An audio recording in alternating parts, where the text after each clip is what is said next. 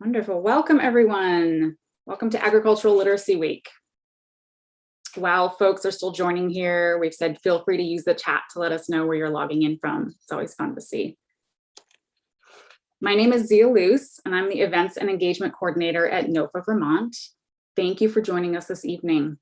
I'm joined by my coworker, our Development and Engagement Director, Erin Buckwalter. Agricultural Literacy Week is a project of NOFA Vermont and the Vermont Department of Libraries, with support from the Vermont Agency of Agriculture, Food and Markets. Our theme this year focuses on land connections. We had a great event last night, and tonight's presentation is all about the Abenaki Land Link project. We have some quick background and housekeeping information to share, and then we'll turn it over to our presenters.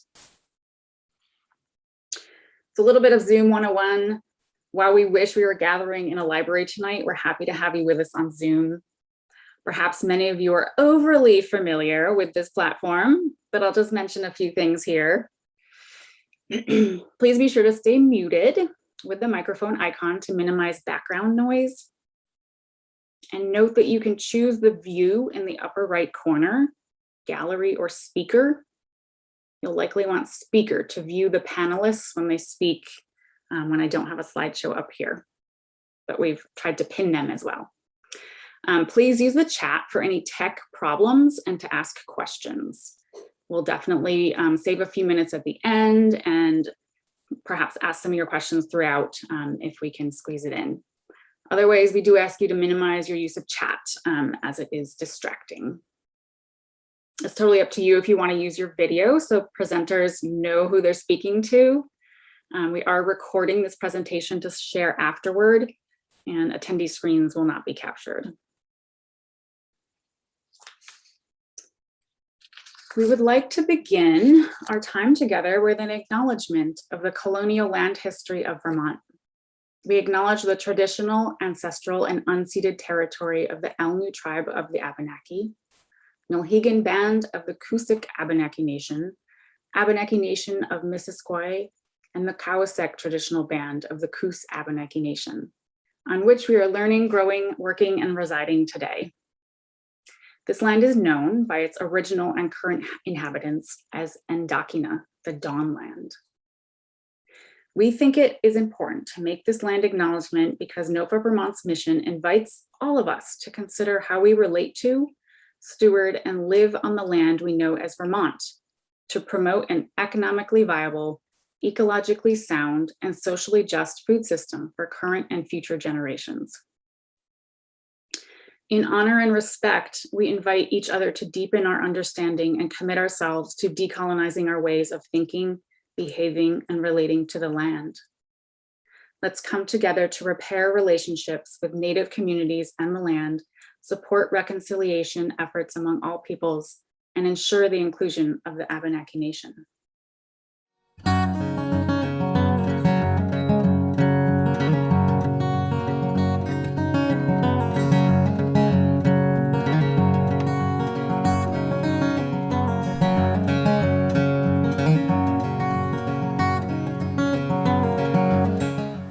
Hi, my name is Grace Odell, and I'm the Executive Director of NOFA Vermont. We're so glad that you're joining us for Agricultural Literacy Week.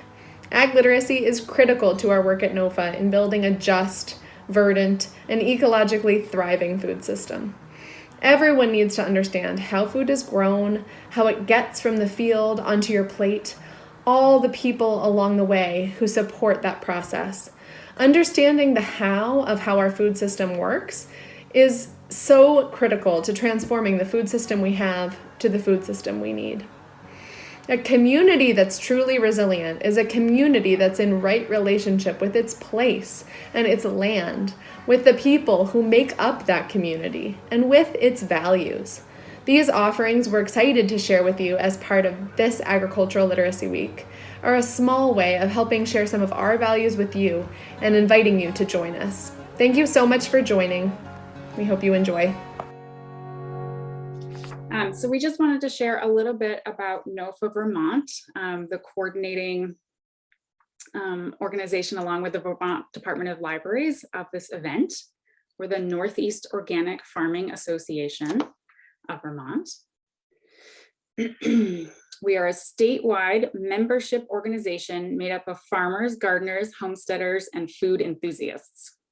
And it's our 50th year. We work on a range of programs, policies, and projects like farmer services, providing technical assistance, farm to school and farmers markets, policy and advocacy, making our voices heard at the State House, community food access. We believe everyone should have access to Vermont grown and raised foods. We manage a cost share CSA model, coupon matching programs, and discounts at farm stands for Vermonters using their EBT cards. And I plan events, including Agricultural Literacy Week, our summer workshops, and our winter conference. And I help coordinate the growers across the state for the Abenaki Land Link project. Our certification team certifies over 800 organic farms and producers annually. We invite you to poke around our website to learn more about what we do, sign up for our newsletter, join us, and support our work by becoming a member. It's my pleasure to turn it over to Jeanette Schaefer, who is here from the Department of Libraries tonight. She's the Assistant State Librarian for Advancement. Let me just stop sharing here and take it away, Jeanette. Thank you so much, Zia. Welcome, everybody. Good evening. I am so pleased to be here and for the department to be part of another annual collaboration. I think we've been doing this for over a decade now. None of us could remember how long we've been doing this. And the collaboration has happened mostly in libraries, so on the ground within our communities. The events used to be very hands-on and in person. And unfortunately, this is the second year that we've had to move it online. And it really gave us an opportunity to introduce agricultural literacy to an even wider audience that maybe wasn't able to make it to the library. So we're so excited to be part of this work and continue the programming that helps our communities understand the interconnectedness of agriculture, the environment and stewardship, the economy and energy, equity, and the Vermont working landscape. So I'd like to thank the staff at NOFA Vermont, especially Zia and Aaron, and my colleagues at the Department of Libraries, Joy Warland, Karen Gravlin, and Jonathan Clark, for coming up with ideas for this year's programming and then making it happen. I just want to draw your attention also to one of the contributions that the department made to this project, and that is the book list that is on the NOFA-VT website. So if you want to dig a little deeper into agricultural literacy, you can check out the book list there, and it features books for all ages, so kid to adult. I'd also like to thank the Institute of Museum and Library Services, IMLS, for supporting the Department of Libraries and our partners in providing the funding for literacy programming throughout Vermont. And thank you for joining us and enjoy the event. Back to you, Zia. Perfect. Thank you, Jeanette. Well, without further ado, we're pleased to introduce this evening's presenters. We have a panel of folks here that I've gotten to know over the last few months. I'll give brief intros and then we'll hear more from them. So we have Chief Don Stevens here with us. He's chief of the Nulhegan Abenaki and the executive director of their nonprofit, Abenaki Helping Abenaki. Joe Bossen is the founder and owner of Vermont Bean Crafters and co-owner of All Souls Tortilleria. My Spanish should be better. Joe, you're going to have to say this. Tortilleria, right? He grows crops for the Abenaki Land Link project and serves in a leadership role in processing and preserving the project's harvest. Joanne Dene is the land and food educator at Common Roots in South Burlington. She mentors college interns in nutrition and stewardship as it relates to local habitats and restorative land practices, and is a grower for the Abenaki Land Link project. Guy McGuire is the programs director at South Hero Land Trust, as well as an avid gardener. He engages with students and adults in hands-on outdoor learning that honors the land and the people who steward it. I would love now for folks that I've just introduced to speak for 3 or 4 minutes. And if each of you could expand on that introduction about your work, your role, your organization, its mission, etc. Let's start with Chief Don, please. Thank you, Willow-Winnie Zia, Kway Nidama, hello friends. As Zia had mentioned, I am the chief of the Nulhegan Band of the Coosac Abenaki Nation.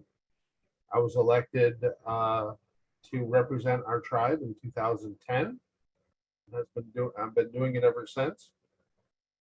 And I just recently, within the last month or so, became the one and only employee for the our nonprofit Abenaki Helping Abenaki. I'm the executive director. I am very pleased to be here. Our mission with the Abenaki Helping Abenaki is to provide food security or food sovereignty eventually, and to promote the health and welfare and being of our people, and to continue our cultural revitalization and language programs. So that's kind of our mission, and I want to thank every one of the growers who have helped us in our endeavor, and I appreciate each and every one of you. Thank you. Great. Guy, you want to speak next? Yeah, sure. So my name is Guy McGuire. I'm the programs director at South Hero Land Trust. We are a community-based nonprofit. We were founded in 1997, and ever since we've been working to protect farmland and natural areas in South Hero. And while land protection is our primary goal or our primary work, we don't see it as our end goal, but rather kind of as a tool in our mission to foster a broader sense of community health, which we believe that land is a central component of. So in addition to land conservation, we do our work through our outdoor education programs, our stewardship and trail maintenance projects, farm viability and food access work, in partnership with lots of other great organizations in the region. And also our partnership with local education groups, including Folsom School, which is a K-8 institution, where we participated as one of the growers for the Land Link project. And some of the questions we've been asking ourselves, kind of as an organization recently, is, we've been successful at land conservation. We have a group of people who support us. We have a good volunteer program, but really we've been thinking about, who are we conserving the land for? Who are we stewarding this land for? We're helping connect people with food. We're helping connect people with land. But are we doing it in a way that's open, that's accessible to all? And how do the Abenaki people relate to this work, whose land we are on? And so these are some of the questions, and these are some of the things that we have room to grow in. And so hearing about this Land Link project, it seemed like a great opportunity for us to grow as a group, as an organization, as well as provide a hands-on experience for the kids that we work with at Folsom. So we're really excited, and I'll talk more later about our experience this year. Thank you for having us. Wonderful. Joe? Hey, everyone. So our role over the last couple of years have just been trying to be useful in whatever way we could be. And last year that meant just hosting some kitchen space for the peeling and scooping out and dicing and freezing of the squash. And this year we were able to also do some growing of flint corn and skunk beans, and then process the aggregated beans and squash that were grown out at other growers, the several dozen other folks that were growing. And that all just is more or less how I'd like to spend my days and spend my life, and just have this infatuation with seeds and seed crops, and in figuring out, how to orient towards life, there's this inherent desire, I think, in most folks, just to be of use. And I think the Abenaki Land Link project here was just a really good fit with the passions that have the companies that I have are Vermont Bean Crafters and All Souls Tortilleria, and we are working with beans and corn and some of our recipe squash as well. And so I think part of this project also is part of our exploring of what does it mean to be in right relationship with place, and how do we more fully embrace the histories of these crops. And part of that means just trying to be in relation with the folks whose more or less the reason these crops exist in the many myriad forms that they do, the diversity of beans and corn that we all get to enjoy today. So that is, I guess, like the long and short thumbnail sketch of who we are and why we're here. Great, wonderful, thanks. And Joanne.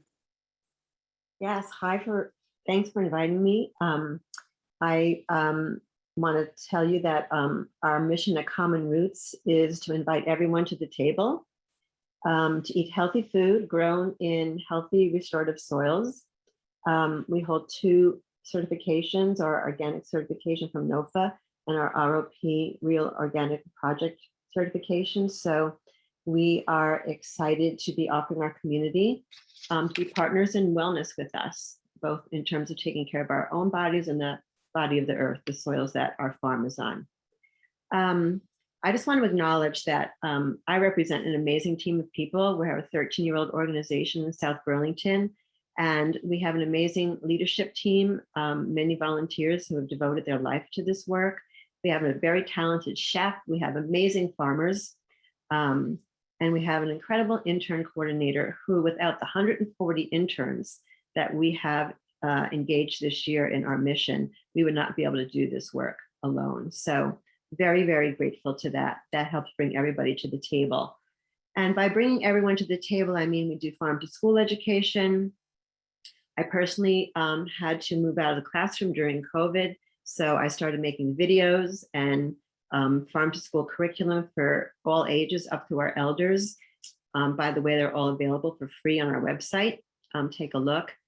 And I want to also acknowledge that we caretake our community, both by growing for the Abenaki Land Link project, which is essential to us because we are on fertile ground that they have caretaken for us over the years. We actually have an historic site registered on our site. And we are indebted to their caretaking and being the wisdom and spirit keepers of this landscape. So we grow for them out of our indebtedness to them.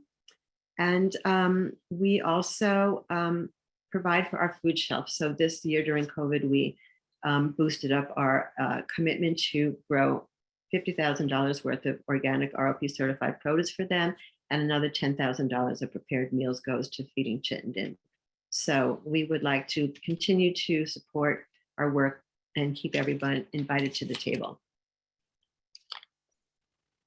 Wonderful. Well, you all do so much. Thank you for sharing and being here tonight.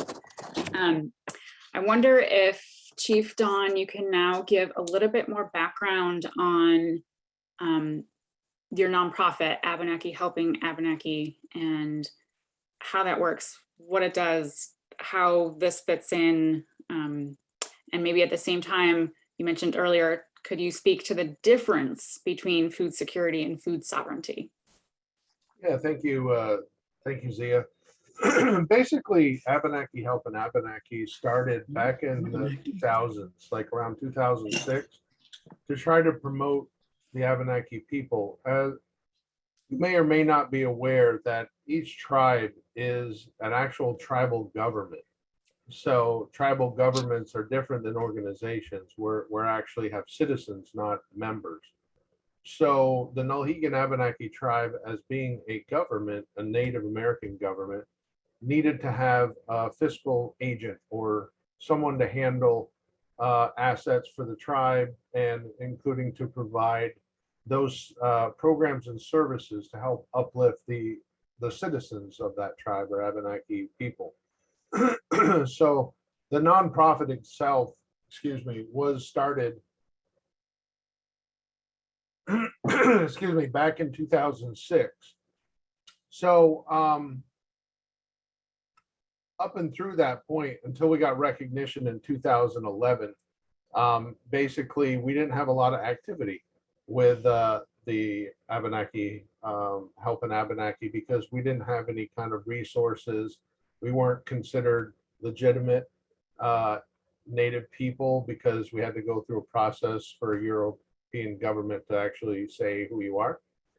So once we got that, my mission actually as president of Abenaki Helping Abenaki was to provide those food security and food sovereignty ultimately to our people, along with the educational opportunities. So Abenaki Helping Abenaki runs a Title Indian Education, Title VI Indian Education in the Orleans, North Country, and Caledonia school districts for our children. We also have our land and our programs, like I said, all within Abenaki Helping Abenaki. All of the land that is now known as Vermont, which we called it Indukana, which is our homeland, was taken from us. And the last tribally owned land that a tribe had was in 1798. So the first mission was, we can't do much without land. So we were able to acquire only 65 acres up in Barton, Vermont, but it's a tribal forest that we could use so nobody could kind of remove us from that land. But, and we tried to grow crops in the forest, which we were able to do some, but there's only so much food you can grow inside of a forest. But as long as it has sunlight and mounds and water, you can grow food in almost anywhere, as long as you you can kind of take care of it. So after that, we knew we needed food because we have a lot of people that have health disparities. We're one of the largest populations in Vermont that have chronic diseases and food insecurity. And a lot of my tribe is up in the Northeast Kingdom, which is economically depressed. A lot of people live off grid. So it was, how do we provide food, for healthy food for people, so they're not eating what's cheap and full of carbohydrates? How do we provide them a head of lettuce, which might be $3 in the store, where they can go to a menu out and get $1, hamburger or something, right? We wanted to try to change those to make people healthier. So, and with that, we wanted food that were indigenous to our people, like the sunchokes, artichokes, ground cherries, Montpelier squash, Morrisville sunflowers, things that Coassuck corn that grew, that our ancestors ate. So one of those things was trying to get back those ancient seeds. And those ancient seeds started with Fred Wiseman and the Seeds of Renewal Project. He started to hunt those seeds down to try to preserve them that were pure for us. And we started working with Sterling College. His goal was the preservation of the seeds. My goal was to not only preserve seeds and give them to our citizens, but to also feed our people with them. So we started working with the colleges to grow out food. Sterling College first to become a seed bank and grow out a food so we could educate about our crops with the students so they'd have a hands-on experience. Moved to Middlebury College the following year, and then moved to a UVM horticultural farm, and then started working with the Extension Service. A year or so ago, I started working with NOFA with 15 growers. We started out, and Livy Bulger and Shane Rogers from Rooted in Vermont at the time decided they would love to take on the project. So we started with 15 growers. We got about 700 pounds of squash, and and Joe was involved there too. And we grew a bunch of beans, and it was great. Then we moved into this year, which we have 40 growers, which is awesome, and thank you everybody. I think we got around 3,600 pounds of squash this year. I mean, it was a great year for squash for sure. And we had our harvest festival, you know, on the 25th of September.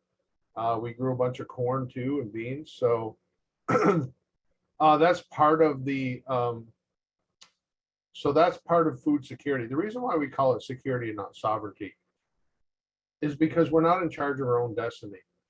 I rely on people like yourself to help grow our food because we don't have land.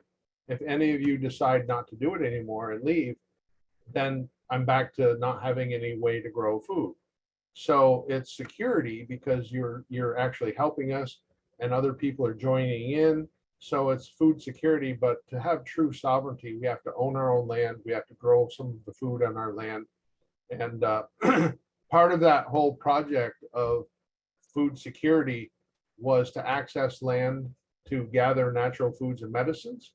So I have a lot of land access to gather those nuts and berries and medicinal plants. And then the second was the Land Link project, or the garden projects to help provide nutritious foods for our citizens. And then meat production. I have a head of 24 bison in Shoreham, and we also get beef, so we can provide meat sources for them. So it's kind of a three-legged stool. And you guys I'm relying on you guys the most with it. That's the heavy part of the stool, to provide stuff to be able to give to our citizens over the winter. So they can not worry about deciding whether they're paying for medicine or heat, that they can actually eat and buy medicine and heat and those things. So part of this whole project is to not only grow the food, but then we have to process it, and then we have to freeze it, store it, and then every month or so I deliver some food up to the Holland food shelf, which we have a food shelf in Holland, Vermont, to help up there. We have the one in Shelburne. I provide food out of my house for our citizens, and we have one in Conocook, New Hampshire, to help feed our southern border, our citizens in New Hampshire, Mass, and lower Vermont. So we do all this on donations and grants, and if it wasn't for you helping us, we would a lot of our people would still be in food lines trying to collect government food and whatever else they can get. So it's really from the bottom of my heart. I really appreciate all of you, and we're doing great things. We got to keep it going, and we got to support it. And that's basically the difference between food security and sovereignty is, and what Abenaki Helping Abenaki is all about, and what we're doing for our people. We're doing tremendous things to help feed them and try to change the health disparity that we have. So yeah, that's my goal, is to continue that project and feed our people. Thank you. That's great background and puts it in context there. I think we'll come back to some of those things, but wanted to hear a little bit more from our other three guests here about how the Land Link project was integrated into your work this past season, and how your organization has supported it. And I know that some of you have some slides to share and to talk specifically about the education aspects that you integrated. So let's start with Guy. All right, yeah, let's see if I can get this screen share to work. Hopefully my computer won't explode. You never know. Here goes nothing.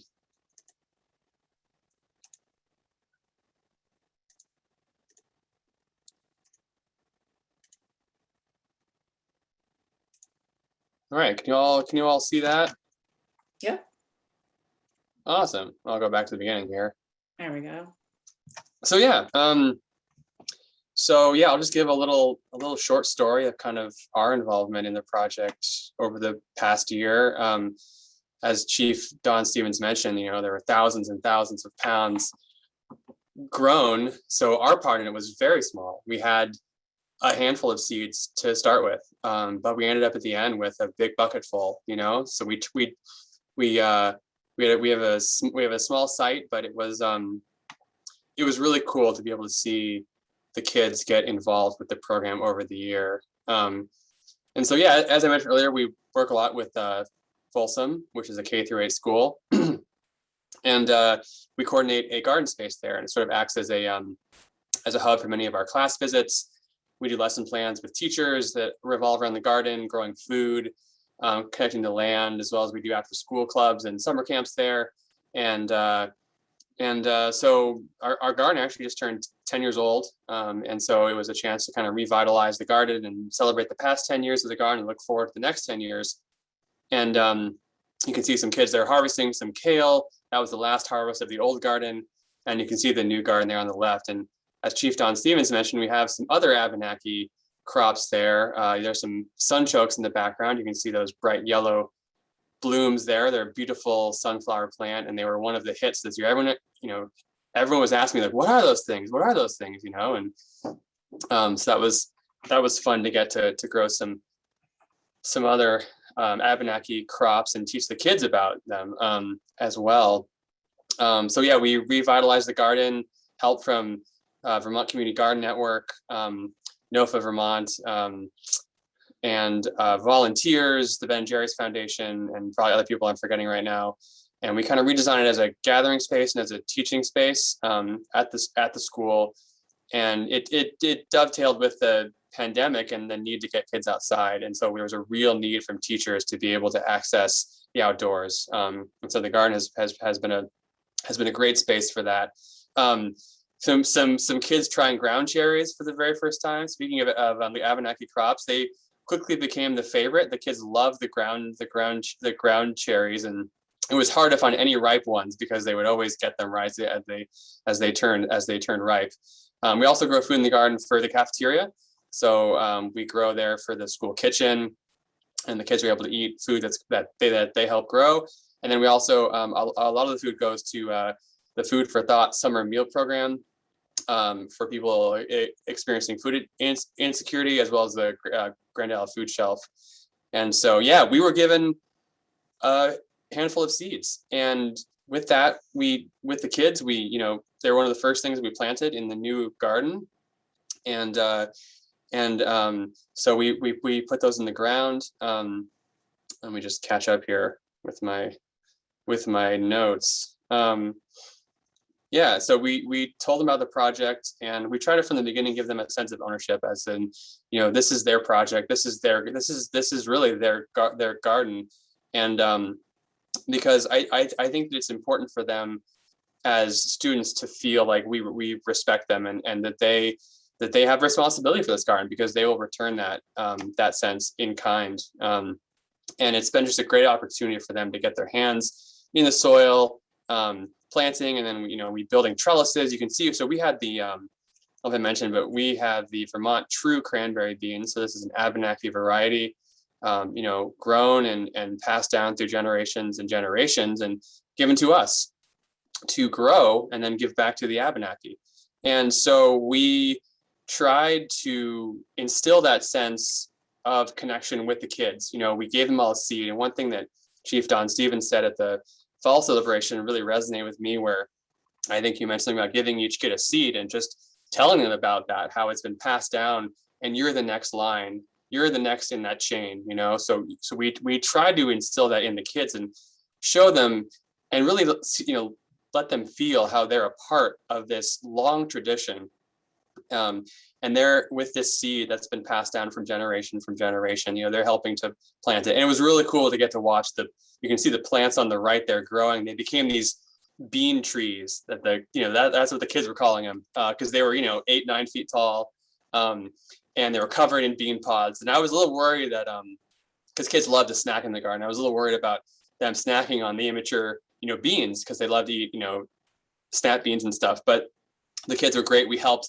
make signs. So they actually painted signs like, these are the Abenaki beans, and they taught their friends, like, oh, don't eat those, and so it was sort of a fun thing, and the kids watched the beans grow, and it was a great opportunity for them to learn about the concept of what a dry bean is, because you eat beans, but you don't really think about what that process is until you grow it, And then in the fall, we brought the kids back in the 3rd and 4th grade program, and the teachers at the time were working on a poetry lesson. And so we try to adapt whatever we're doing in the garden kind of with whatever the teachers are teaching. And so the garden is a place for whatever. It's a place for math, it's a place for science. And so they said, okay, we're doing poetry this week. And so we said, all right, so let's challenge ourselves. How can we come up with something related to poetry? And this is our AmeriCorps member, Eileen here. And she is leading the kids through a poetry lesson where they each got one of the beans, and then, you know, how does that bean feel? How does it look? What's the color? How does it make you feel to hold this bean, to really know that you're part of this, process, you know? And so then they wrote poems on that. And that was a fun one. And then the kids then read their poems back to the group. So that was a fun activity. There's the kids harvesting the beans. They found it was easy just actually pull them out, pull the whole plant out of the ground, and then just work your way down each plant. And then we kind of ended where we began, you know, with seeds. And it was a beautiful sort of symmetry to that, where at the end of it, rather than having a small handful of seeds, and we had this giant bucket of seeds. And I wish I had taken a photo of our full bucket, but we had this big old bucket just full of seeds, you know, just full of beans. And that was so cool for the kids. And they just were constantly marveling at just how many, you know, from this many seeds we grew how many seeds, and that was a really cool experience. And it was a way for, you know, we didn't grow a ton. Obviously, a lot more was grown by some of the partners who have farmland and have more access to larger amounts of growing space. But I think what was really cool about our small project was it was an opportunity for us and for the kids to really sort of engage in important conversations around the Abenaki people, their culture, the fact that they are here today. I know a lot of what I see in the media, it will relegate Native Americans to the past. You know, these things happened, these things were, you know, and I think what was really cool about this project is that the kids got to see that Abenaki people are here today. You know, their cultures have not gone away. They are still here, and they will continue to be here in the future. And let's be a part of that. You know, let's celebrate that.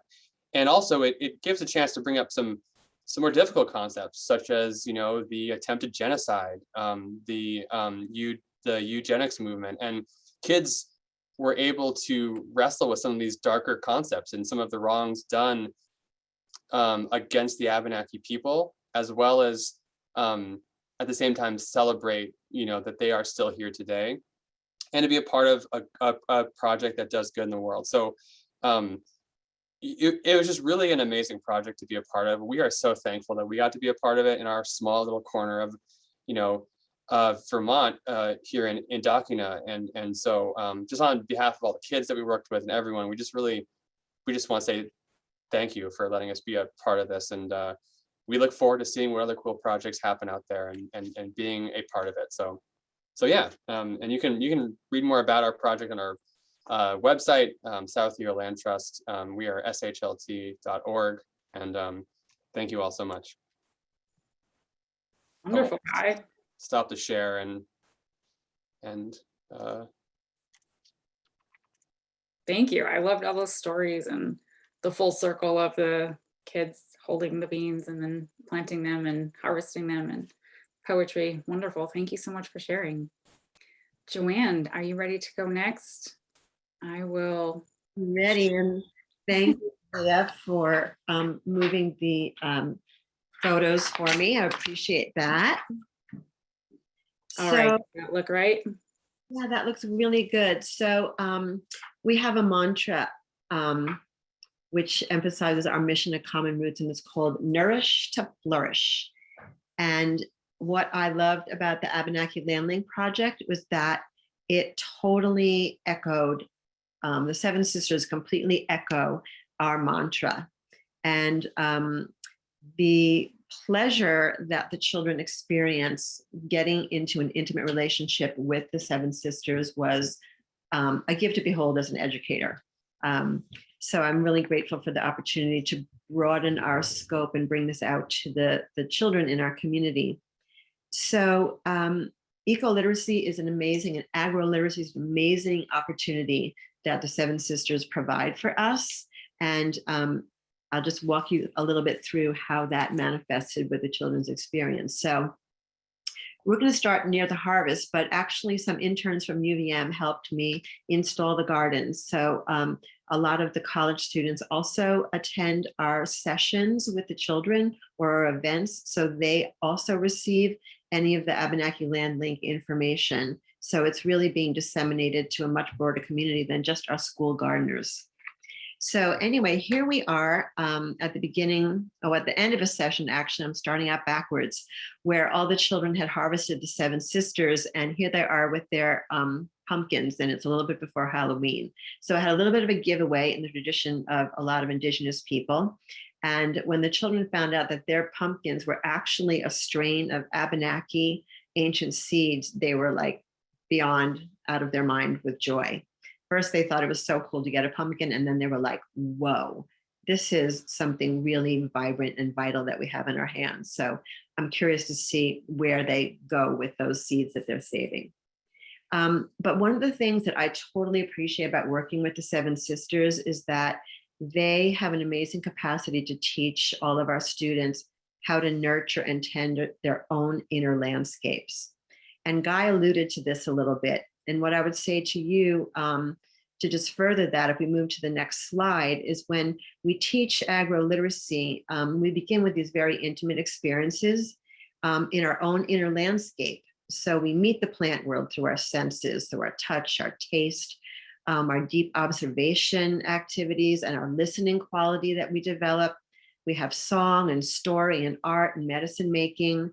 And by the way, these are all cultural indigenous traditions that these communities have lived into over time immemorial. And as a starting point, I feel like Seven Sisters really bring us into a space in our heart to really take in to ourselves the meaning. And you see me here in this photograph on the right in the very early spring, establishing the traditional mound systems that the Abenaki had used forever.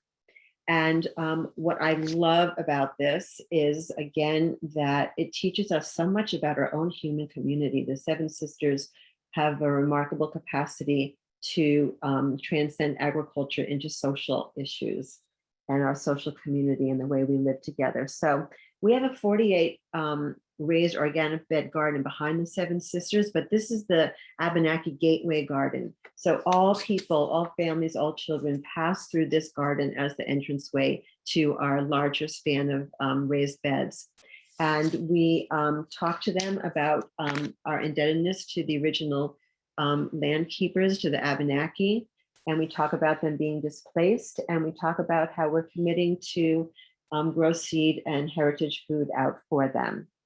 So the mound system that you see here is a permanent garden. It also is wonderful in the way that Abenaki brought their children into the garden. The gardens start out really small, like a 2-foot diameter. And as the child matures and grows older, the beds expand into 5 and 6 feet. And it's this wonderful picture of allowing children responsibility to evolve with their capabilities. So the Seven Sisters are very gracious in showing us the way.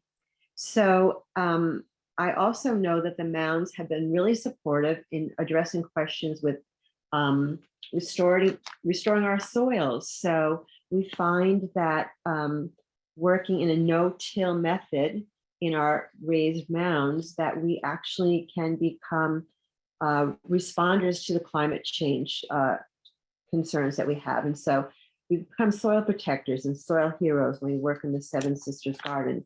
So our no-till technique really does not disturb the communication network and the microbiome.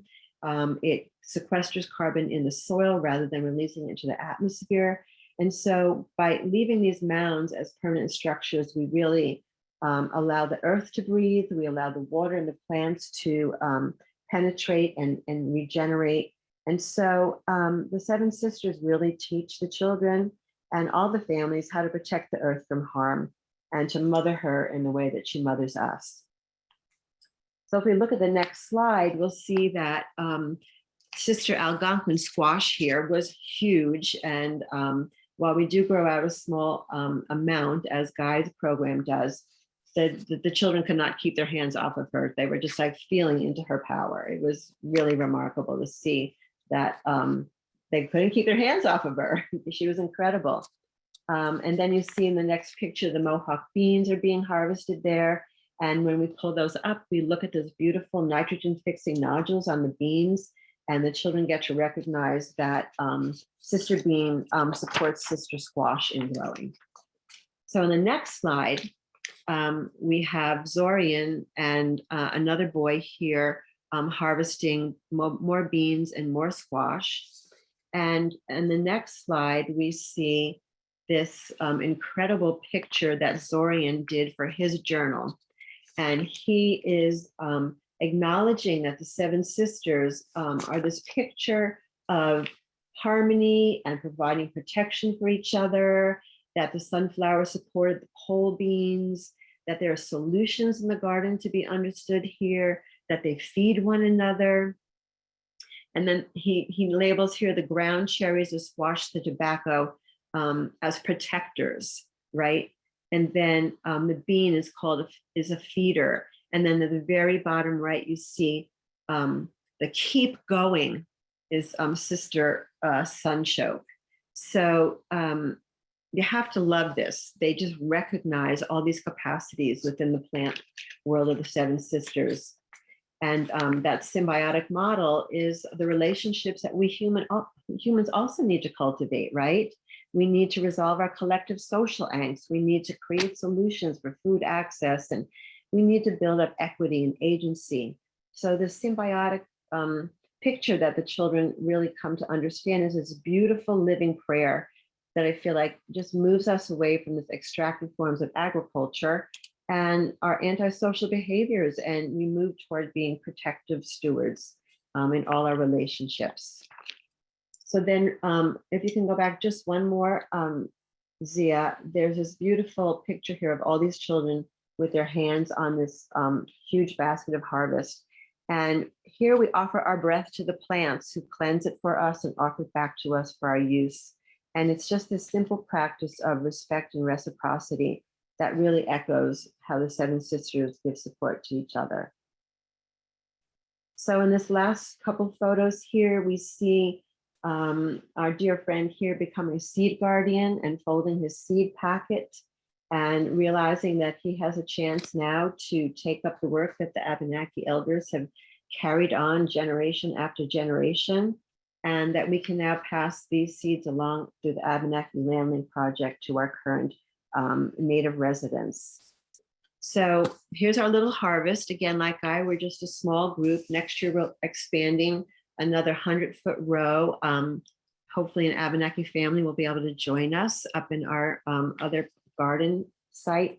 But we just really find that the Abenaki Land Link project and our relationship with the Seven Sisters has provided an incredible opportunity for us to nourish each other, to nourish the spirit of place and live in a spirit of reciprocity with the land, and to root ourselves in balance and abundance. And it just inspires our interdependence. And that's just medicine making right there.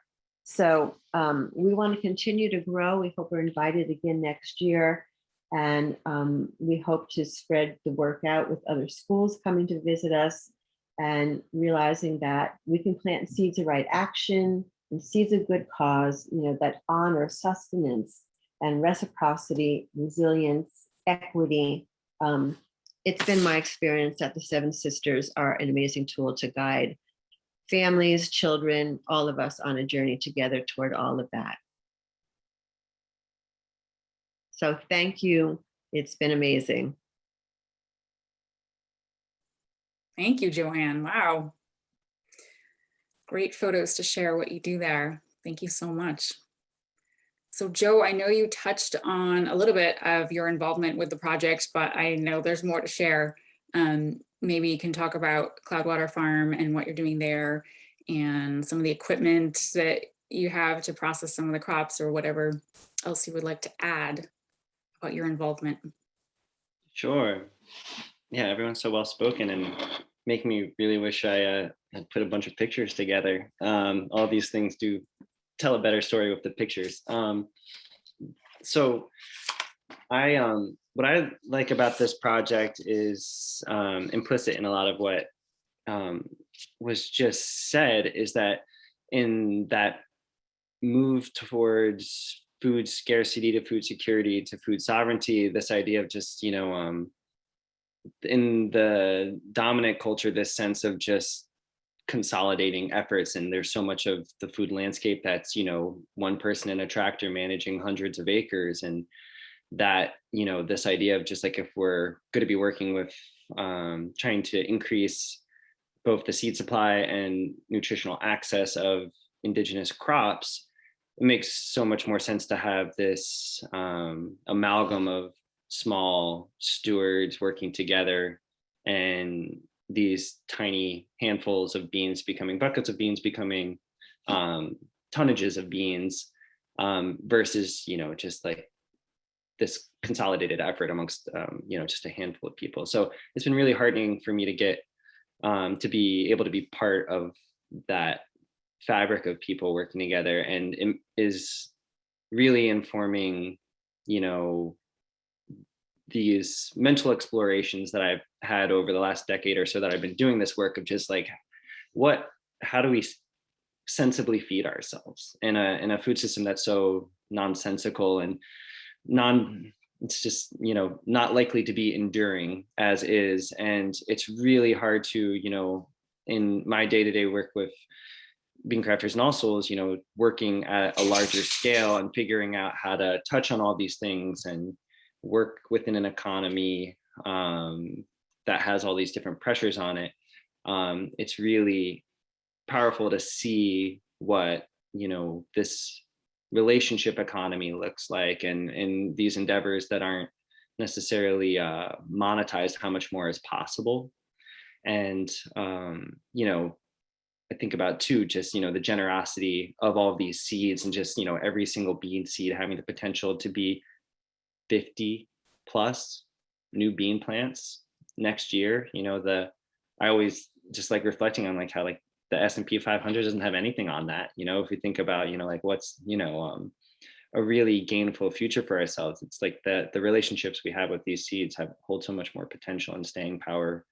And so that all said, there are some appropriate technologies that help take some of these things and make them more accessible, both as seed and nutrition. And I'm really grateful that over the years we've had some grant money come in to be able to get a thresher and a fanning mill, and have this commercial kitchen access to be able to take all this good work that folks are doing and use some of the really great tools that have come out of human endeavor over the years too, to efficiently process those in a way that will ensure more access than if we were hand shelling beans over a pot in our kitchens necessarily.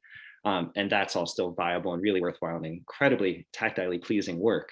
But there's something to be said about, and Chief Don and I, have talked about this in the time we spent together, some of just squaring this idea of just like, okay, like how do we know basically when the seed supply is where the community needs it to be, wants to be, and how do we know when there's enough food, poundage of food, and then how do we get to a place of surplus to then where the tribe could be, in that steering wheel, in that position of power to have surplus returned, and and to have the opportunity for making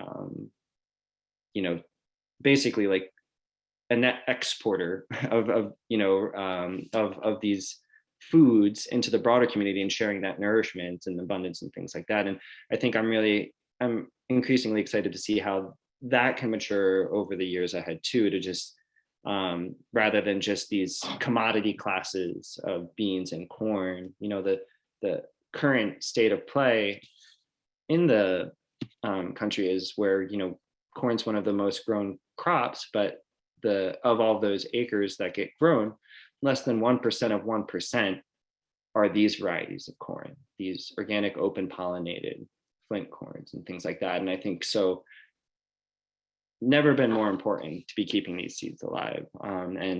It's just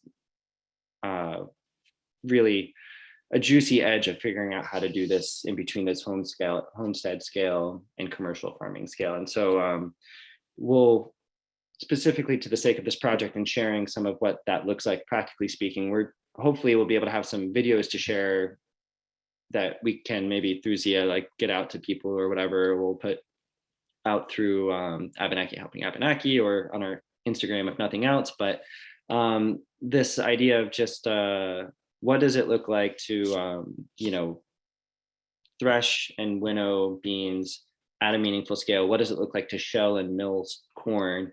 And how can people participate in those things? And so whether to whatever extent we can be useful to that, we're happy to be. Without the videos and the pictures, I don't know, like if there's any other questions or clarifications about what some of these machines are, what they look like, or these processes and how they were done, how these processes were done before machinery. Happy to go into that, but that might be a little bit into the weeds for the scope of this conversation. Yeah, that's great. I know that we had a processing day in early November, and you had someone there taking some video, and you have these in process. So that'll be really neat to see. Wonderful. Thank you, Joe. That's great. And I think leads really well into what I'd like to talk about next, and have Don share a bit about the varieties. What was being grown? Folks have mentioned them a little bit here, but what was grown? Why was it chosen? What's the significance, history? Is the one thing I want to say too before we get too far down the road is that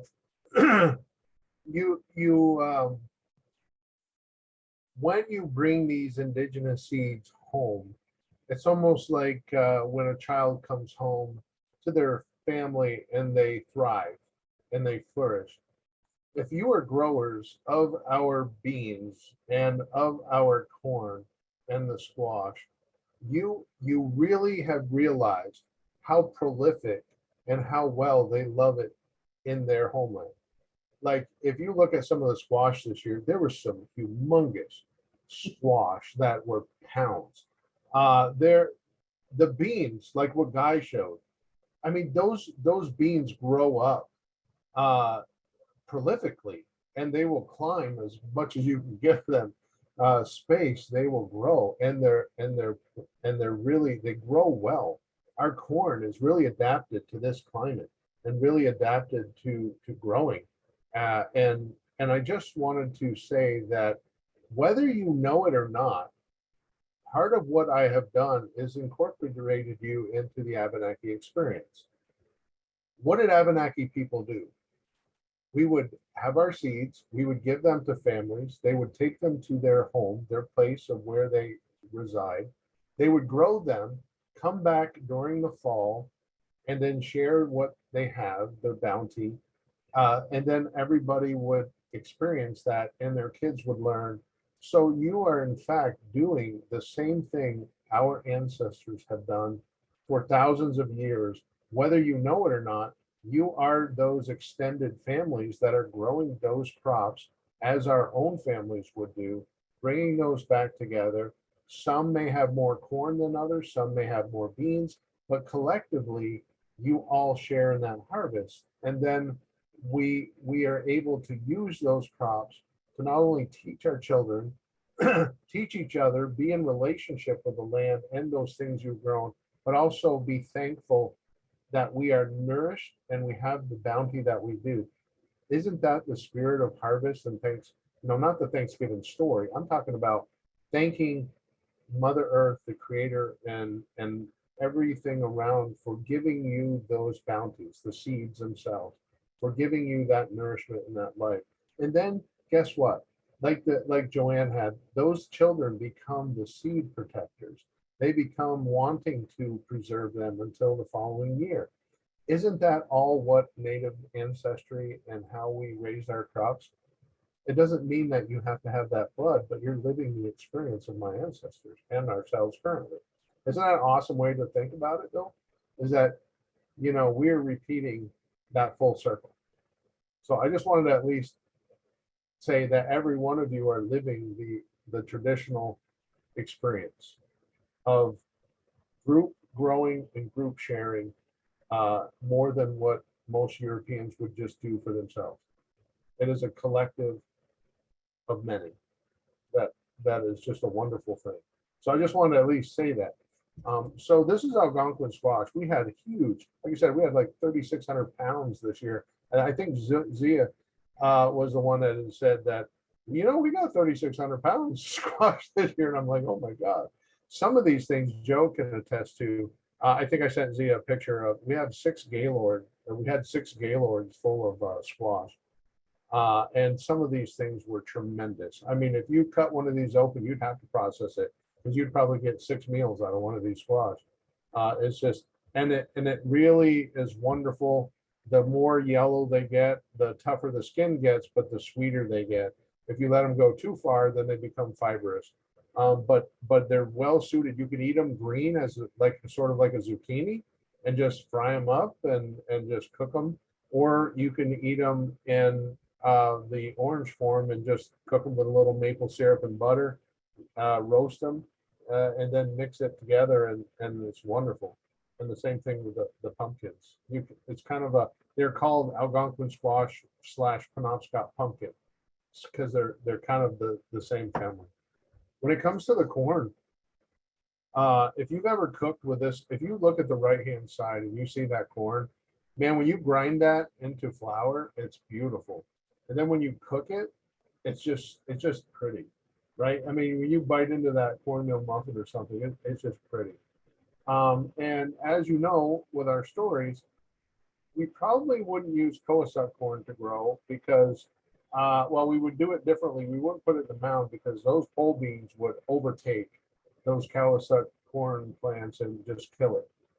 Where it would work on the callus, I think Joe did some experiments and had them grow up some of the corn.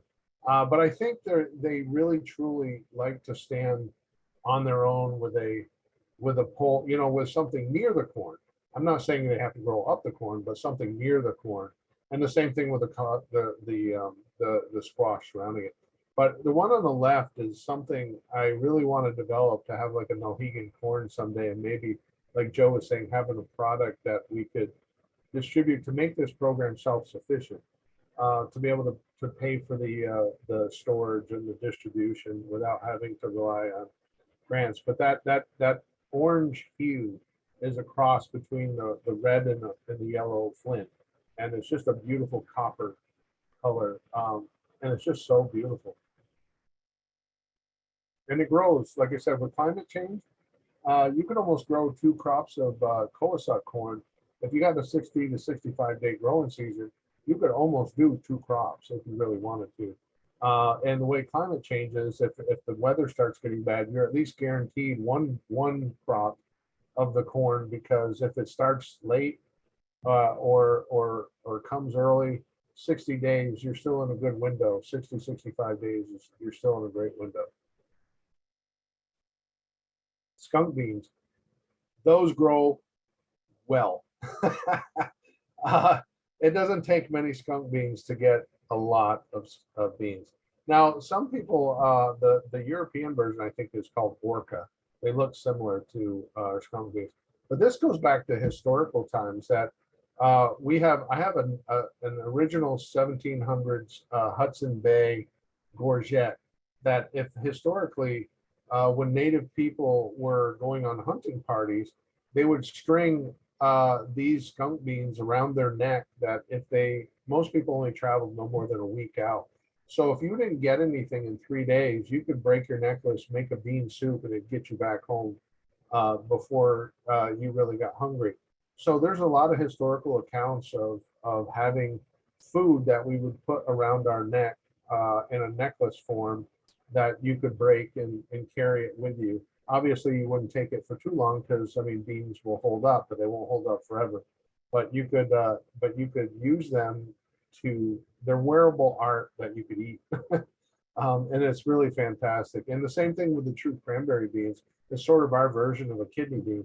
They're very good. And then the Mohawk beans, most people don't realize that we were part of the 7 Nations of Canada, which makes up of 3 Iroquoian tribes. So we freely shared our food. These would be grown here, and not, when we say Mohawk, most people think New York. But we had others, Kahnawake in Canada, St. Regis and Oka. They were all in French territory. So we would share our produce and we would grow these out. So Great. Yeah, they're gorgeous. Thanks for some of those stories and background. So speaking of seeds, for this project, growers were mailed seeds in the spring, depending on how much space they had available and if they indicated they wanted to particularly grow squash, beans, or corn, or all three. And we this year have mentioned we have almost 40 growers all over the state, and I just wanted to kind of show where folks are. that's wonderful. That's wonderful. Right. Quite the span of north to south. You know, one of the things we talked about too at one point, it would be nice to go one step further, but not only produce surplus like we talked about to make this self-sustaining, but also I would really, we want to create a growing guide almost. You know, like where in the state did they grow well? What soil did they grow well in? What worked? What didn't work? You know, what are some of the recipes that you might have tried? Because part of the Land Link project was allowing people to keep some for their own family, as long as they didn't distribute the seeds other places. You know, so we have some sense of containment, but it's actually, for one of the benefits of growing is be able to try new crops and new things and try new recipes, and part of it would be really wonderful to create not only a growing guide for those who participate, but also new people coming in to see what you need to do, but also some recipes, developing some really nice recipes with some of our indigenous foods. We have one chef that's really great, Jesse, lawyer, but he's one person. It'd be kind of cool to make our own and kind of make a Abenaki Land Link recipe book and growing guide. But that would be an awesome thing moving forward. And then kids could use that to try to learn more, maybe even include some of our stories or something like that. I think that's long term. That would be an awesome thing. Yeah, that was one of the questions I had, is Oh. future thoughts, any next steps and whatnot. Yeah. Well, when folks were dropping off crops, tried to snap some photos and have maybe 10 of the growers represented here, and just, you know, want to give a shout out and a thank you. Joanne's in this one. So again, folks who are growing squash or beans or corn or all three or a couple of them. And yeah, some of the squash were like 15 pounds, I'd say. Yeah, they were, well, some of them were huge. They're big as a pumpkin almost, long and huge. I mean, it was wonderful. Right.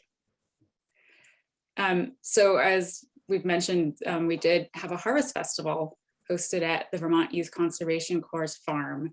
And Joe headed up the food for that. We featured beans, cornbread, and roasted squash.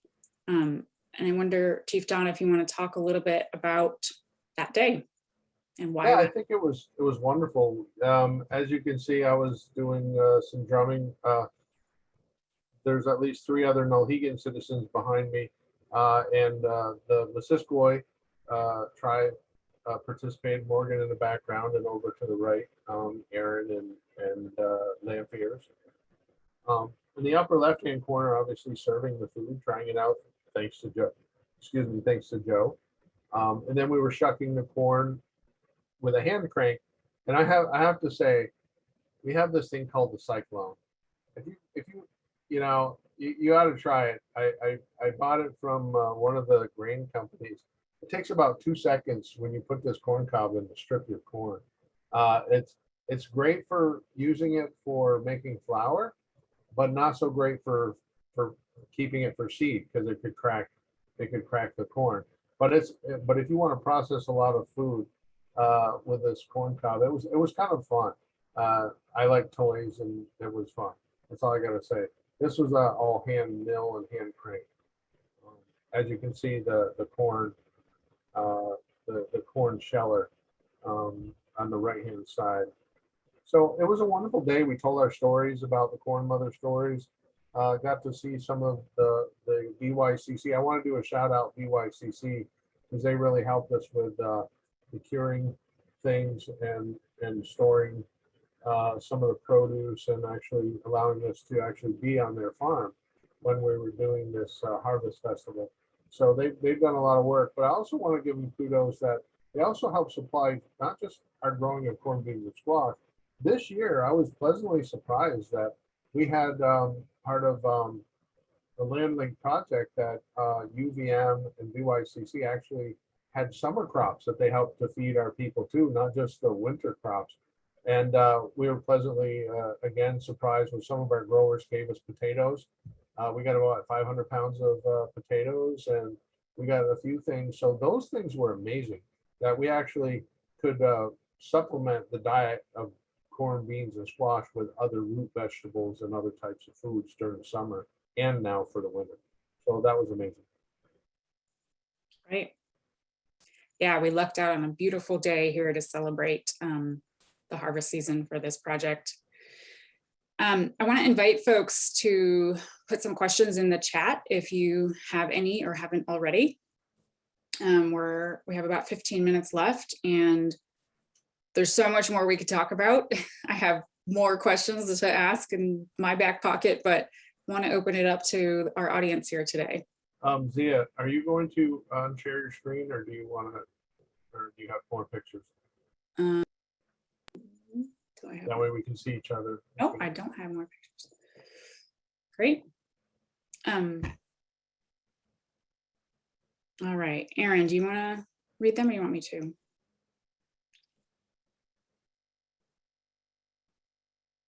If you want to, that'd be great, Leah. Sorry. Yeah. Oh, that's okay. So Chief Don, could you give some background on how the seeds are named? Some obviously derive their names from their look, others from places, including like callus corn, right? Yeah, most of it's place-based, since we are place-based people. Like Nulhegan is place of the wooden traps, like Nulhegan River, Nulhegan Basin. You got Missisquoi, place of the flint, which is most people know Missisquoi, or Winooski, place where the wild onion grows. That's the same thing. Coos is really, there was a huge farming community in the Coos Meadows. That was where the first mission in Vermont was, that the Jesuits set up to kind of Christianize Native people as they come up to Connecticut. So the Newberry, Haverhill, and Coos, there was huge cornfields, and that's why it's named Coassuck, because it was in the Coassuck area where the Coos County. That's why Nulhegan has Coassuck, Coosuck, because from the Coos County. Same thing with, I don't know why we call them sunchokes, but some people call them Jerusalem artichokes. I'm not sure where that came from, unless we're the lost tribe of Israel. I don't know, but I don't think, who knows? But I'm just having fun, sorry. You never know where things end up. But Morrisville sunflowers, they were grown, a lot of people grew them in Morrisville. Just like I said, Winooski means place where the wild onions grew. So that was the onion place, right? So, so it is mostly place name, where they're grown. Like the squash, they're so prolific that anybody who spoke the Algonquin language, we traded amongst each other and it grew. That's why it was called Algonquin squash, or some of them Penobscot pumpkin, or because that's where the place was. And some grew more than others. Right, fair enough. So yes, good question here. Are there problems with cross-pollination with neighboring gardens and causing changes in the seeds? And maybe Joe can speak to that too. I did receive some squash that looked more gourd-like, or that looked like it had been crossed with delicata, unfortunately. And yep, that's what happens. But Joe, do you want to speak up here? Sure, and there very well may be better seeds folks in the crowd, but for sure, each of the primary 3 crops that were part of the project this year all have different considerations with cross-pollinations. Beans have what are considered perfect flowers and are largely self-pollinating. There is, if you grew some right next to each other, you will have some variation. over time, there's always that chance. But generally, even just 5 feet of separation, you've got a, whatever it is, over 98% chance of having true seed coming out of that. The corn, there's, depending on, there's temporal spacing, so you could have a short and a long season corn, and you can stagger their planting dates and avoid cross-pollination that way. And then also corn pollen is, corn is wind pollinated. Every single kernel of corn has been individually pollinated by, pollen landed on an individual silk. But corn pollen's kind of heavy and ultimately, in typical instances, only travels a few hundred feet. If you read seed saving handbooks, they'll often recommend 2,000 feet of separation, or some people like 2 miles or something. But this is where context is everything, and that is probably more consequential on blustery plains contexts versus ridge-lined, deciduous forested little valleys in Vermont or whatever. So it's certainly an important consideration, but you should, I think, not need to be as wary as you might be thinking about corn just because it's wind pollinated. And then squash, there are what considered a dioecious plant. So the males and females are, on different flowers, and they also, are insect pollinated. And so because of that, they are more promiscuous.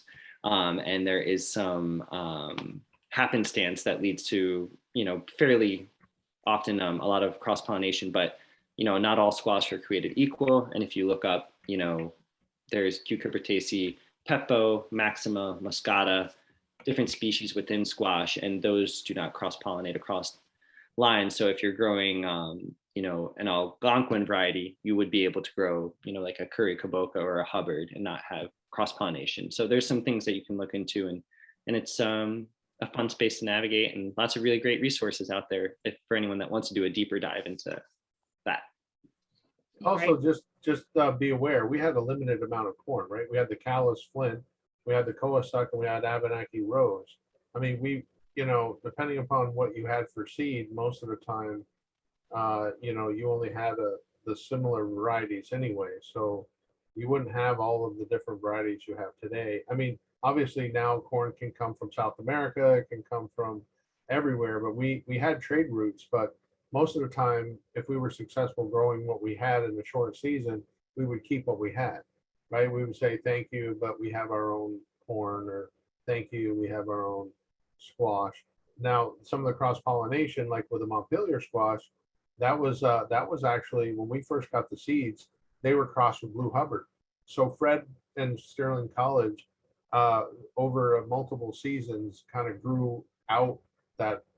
I mean, you never completely get rid of it, but if you grow it and you keep keeping the things that are true, and then you keep planting those and keep weeding them out and keep keeping the things that are true, you kind of re-engineer or back out the engineering of most of the Hubbard. So most of the crops you have are then pure or closer to pure.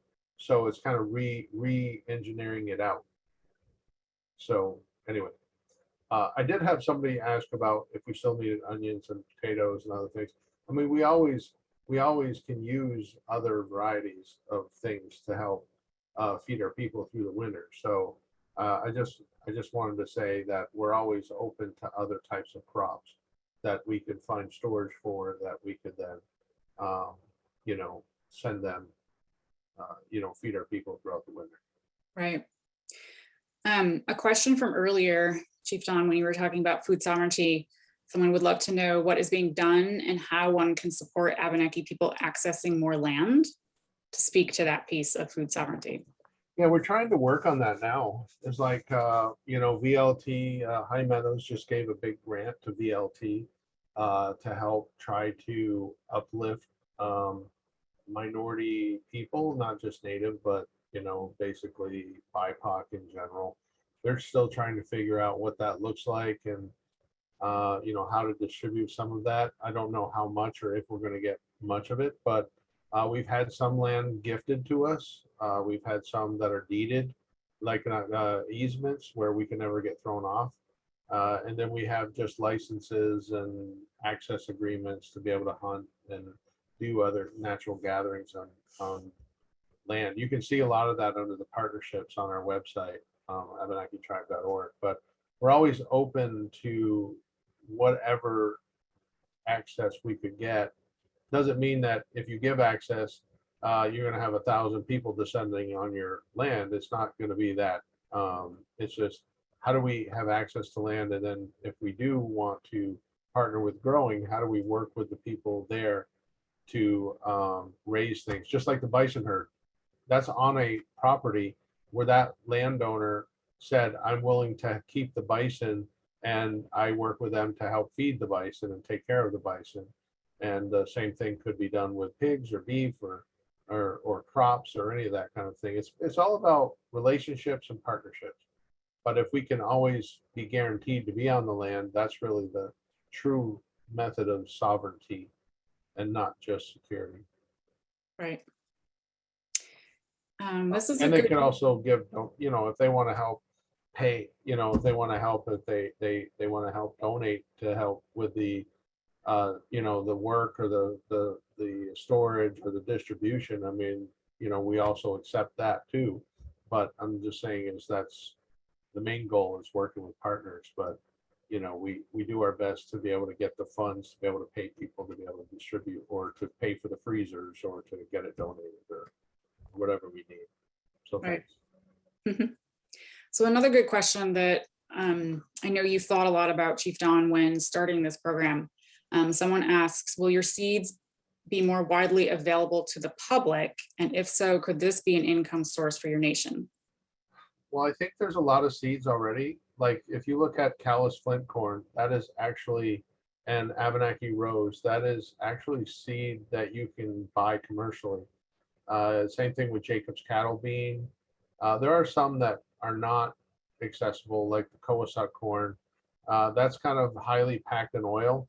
And there's some commercial areas that really want to get a hold of it because what do they make ethanol out of, right? Is oily corn, or they, you know, so we don't want it to be used for a wrong purpose.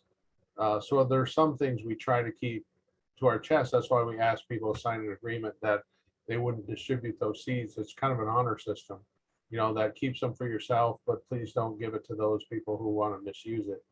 But you know, a lot of them are commercial, like scallop squash, the white scallop, the patty pan squash, and others. So we don't really want to market it because I feel funny because the seeds belong to all Abenaki, and how can myself as a just one tribal leader say I have the rights to give these, to sell these seeds, you know what I mean? When they belong to all of us, you know, so that just, for some reason, that feels wrong to me. But now a product, that would be different. Like if we could have enough where we could grow a lot of corn and have like a Nulhegan product, you know, like a cornmeal or some other type of product that can, and proceeds go back into the food security program to buy land or to help grow food or to help be able to sustain the program. I'm all for that. You know, how do we do that and make that successful? So, you know, there's a lot of directions we can go, but we just have to see. I mean, this is still really in its infancy. I mean, NOFA, you've been involved, what, 3 years? Probably at least 2. Yeah, and you know, so this is fairly just getting off the ground. Look at how much we've done in 2 years. Could you imagine in 5 years? You know, or 5 more years? I mean, who knows? But I'm just happy to have what we got going right now and then expand on it. Mm-hmm. You know, let's stabilize and grow what we got, and then expand on it as we have the resources to do so. Right. I know you've mentioned doing some value added, something that might be sold and have a brand at some point, but. Well, we rely on, like right now, we rely on grants. Like we got one from City Market, right, to help pay for the storage and our harvest festival. If we didn't have that grant, we wouldn't be able to pay for the freezer space, right? So then I mean, you're not going to distribute 3,600 pounds of food at once. I mean, of squash, nobody can handle that. So if we have a product or something that we can make it self-sustainable, where we have a consistent revenue source, then we don't have to worry about the next grant that may or may not come in. We don't have to try to ask our citizens to come up with money to help pay for the food when they're already struggling, to be able to pay for these things. So that's what I mean about getting something that might be a little more a more consistent revenue source, or some kind of guarantee that we have those spaces, like the freezer spaces or the storage spaces. I mean, Joe's been awesome. I mean, he's been providing a lot of his facility to out process and to be able to store things. And so, that's been a blessing for us because we didn't have that infrastructure. Right. And Great. others, like Yeah. BYCC and others. So. Yep. Joe just put some great information about seeds there. So it is 8 o'clock. And I just wanted to end with other questions about how people can get involved if the program is continuing. Yes, we intend to continue the project. As we've mentioned, last year was just a pilot with about 15 gardeners, homesteaders, farmers growing. It grew this year. I think we had like 38, approaching 40 folks. And I think we need to do some evaluation of how many people and on what scale we need growing and this and that, and which we'll be doing in the next couple months as we continue to wrap up this harvest season. And certainly we'll be putting out on our channels how folks can get involved. But please reach out if you're interested. And diversify too, right? See, I mean, like if you have like the potatoes or the onions or the garlic or other sort of things that can complement what the ancient Seven Sisters are, I mean, that might be nice too, to give a well-rounded diet, to the people. Right. So, we look at everything. Absolutely. Well, great. No, I want to thank everyone for being here. We've had such great comments here. This is the nicest call someone's been on in a long time. So glad to have this information. Gratitude, impressive project. Thank you all for being here. I want to thank all of our speakers tonight that have been involved in this project and that shared what you've been up to this growing season. And we definitely like to thank the Department of Libraries for helping plan, the Agency of Agriculture, Food and Markets for their support, and City Market for the generous grant that we've mentioned here to support this project. So Zia, if they want anything, if they want to participate or want to know anything more, should they do that through NOFA, you and NOFA, Sure. and coordinate that kind of thing? Because if somebody else has a question, maybe others do. I didn't know how you wanted to handle that from this webinar. Absolutely. Yes. You can contact me, zia@nofavt.org. I'll collect interest and we'll go from there. Great. Aaron just put that up. Wonderful. Everyone's saying thank you, inspiring. Thank you for sharing. Thank you for hosting. And have a happy holiday. And thank you. We're going to definitely give thanks for the bountiful harvest that we had this year. And I know our people appreciate it and they will eat well this fall. So thank you to all of you who have helped and participated, and those who may do so in the future. But I hope you have a happy holiday and a happy harvest celebration with your family and loved ones. You as well. And we will be sharing this out, the recording, if folks missed part of it. Well, wonderful. I'm going to end our session here, 8:03. Thank you so much for joining us, everyone. Good Bye, night. guys.